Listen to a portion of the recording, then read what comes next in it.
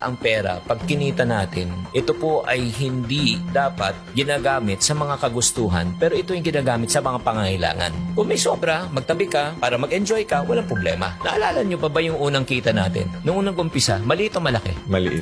Himala, nung maliit ang sweldo, maliit ang kita na pagkakasya, minsan may sobra pa. Nung lumaki ng kita, nagkulang na nagkautang pa. Exactly. So ano problema? Yung kita? Hindi. Tao ang problema. Exactly, yung taong humawak ng pera. Nagrereklamo tayo sa inflation na hindi mo makokontrol. Eh ang problema, yung lifestyle inflation. Marami sa mga kababayan natin na kahit anong laki ng kinikita at sinisweldo ninyo, hindi pa rin kayo makaipon, hindi pa rin kayo makapag-umpisa ng sarili ninyong negosyo kasi napaka-waldas ninyo sa pera. Ang pera, para tong binhi. Think like a farmer. Yan din tinuro sa akin ng nanay ko. Anak, ang pera, tinatanim yan. Huwag mong kakainin yan. Nakita na ba kayo na magsasaka na kinain ng binhi? Walang tatanim, walang aanihin yan. Pinakamagandang sigurong illustration na ito. Pangarap ng bawat Pilipino ay magkaroon ng sariling Bahay. pangarap ng bawat singkit ay magkaroon ng sariling Negosyo. para magkaroon ng bahay. Yes. Ano masasabi mo doon, Coach? Pag kumuha naman ako ng bahay, pag hinulugan ko yan, at least yung binabayad ko dyan in the future, sa akin din naman mapupunta eh. Ang tingin mo ba dyan, investment o liability? Yung bahay na tinitirahan mo na gusto mong tirahan hanggang ikaw ay magretiro, hanggang ikaw ay bumalik, eh yan ba ibebenta mo? Eh, hindi, kasi titirahan mo yan eh. Correct. Yan ba ipapaupahan mo? Eh hindi rin. O, so ang tawag dyan, liability dahil hindi kumikita ng pera. Correct. So ang mga marurunong sa pera, at tinatanong nila parati, paano ko muna patutubuin tong pera na ito? So ang ginagawa kasi na marami nating kababayan is kumita ng pera abroad tapos iloloan nila sa pag-ibig 10, 15 years to pay. Ano masasabi mo sa ganyang klaseng thinking na matagal na nating kultura dito sa Pilipinas? Wala namang problema na bumili ng bahay. Basta kaya ng budget mo. Hindi naman natin dinidiktahan, o itong gawin mo, ito yung tama at mali. Hindi. Preference ng tao yan eh. Like ako, preference ko talaga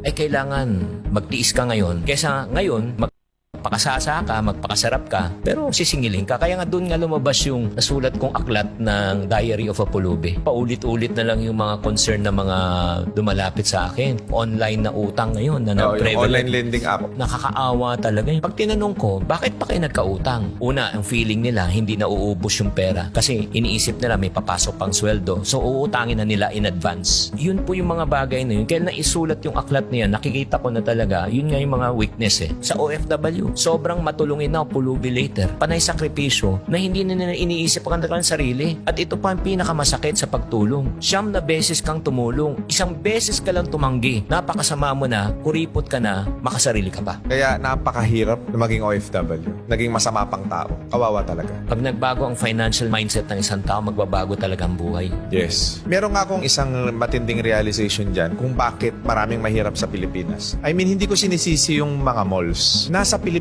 ang pinakamalalaking mall and yet isa tayo sa pinakamahirap sa buong mundo. That is a simple representation of how illiterate we are pagdating sa pera. Napakaganda ng sinabi mo, RDR. Ano bang mahilig pag-usapan ng mga taong kapos sa buhay? Pag-uusapan ang buhay ng May buhay. o ibang tao. Yung mga middle class, yun, saan tayo kakain, ano yung latest, saan tayo travel, ano yung mga bagong iPhone, mga ganon. Pero ito yung tanong ko, ano naman ang pinag-uusapan ng mga milyonaryo at bilyonaryo? Kung ano yung pangangailangan nitong mga middle class at mahihirap. Kaya nga ang dapat gawin natin, magpalit tayo ng mindset natin. Hamunin natin ang mga mamamayang maralita na mag-isip, magnegosyo. Kahit na kwek-kwek lang. Makatikim lang ng 100, 200 kita at 500 na sabi mo, ay, kaya ko pala. From 500, lalaki na naman yan. Ay, mangangarap yan. 1,000 na, ay, kaya ko pala. So, aangat ang buhay nila. Ito kasi yung premise, coach ng maraming mga Pinoy. Hindi naman ako siguradong kikita rin ako sa negosyo. Kasi natatakot tayo, baka mawala ang puhunan natin. Pero meron akong na-attenda na isang seminar ni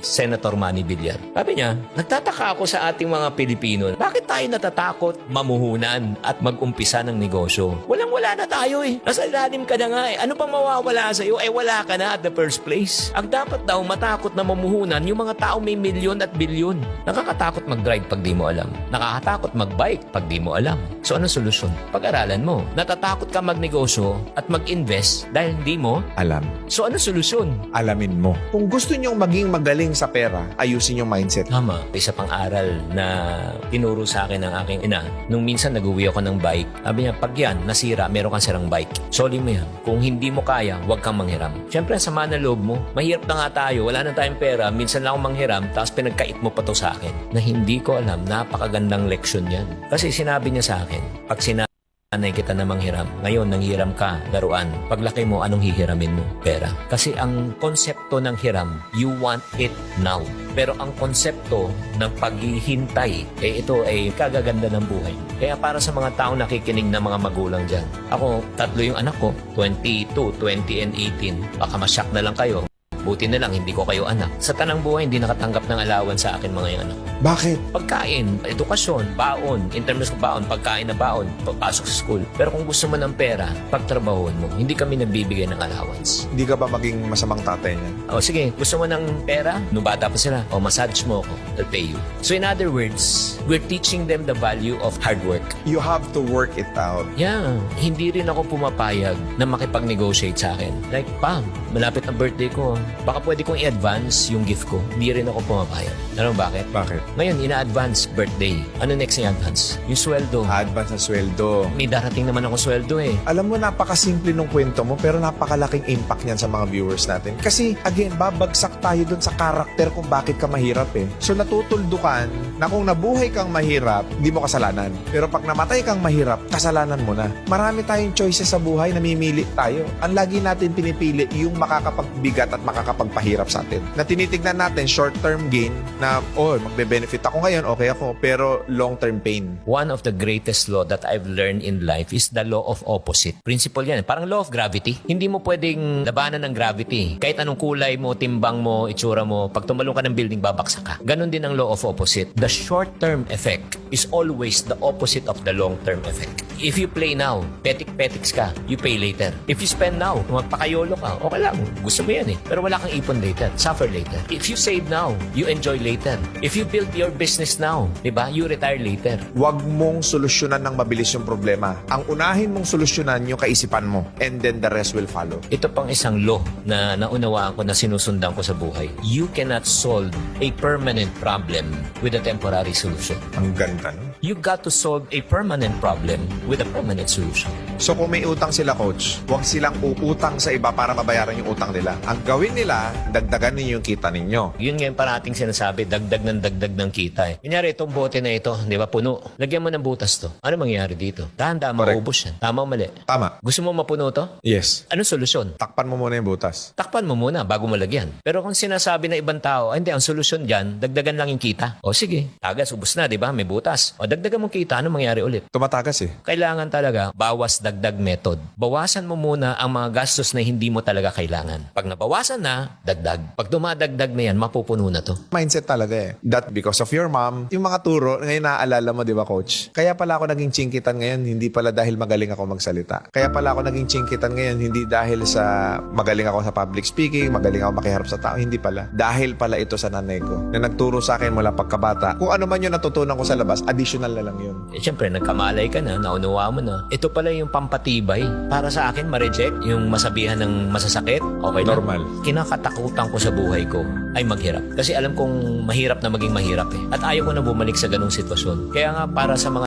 tao nakikinig at nanonood ngayon na natatakot na magnegosyo, pumili ka na rin ng takot. Ano mas nakakatakot? May nagkasakit sa pamilya, kailangan mo pumunta ng ospital, i-ospital ang iyong mga mahal sa buhay at wala kang kapera-pera at mangungutang ka sa mga mata pobre mong mga kamag-anak. Ano mas nakakatakot? Eh ako takot na ako sa ganung mga sitwasyon eh. Kaya sinasabi ko, basta marangal, gagawa ko ng paraan para makalabas ako sa ganung klaseng sitwasyon. Marangal, moral, etikal.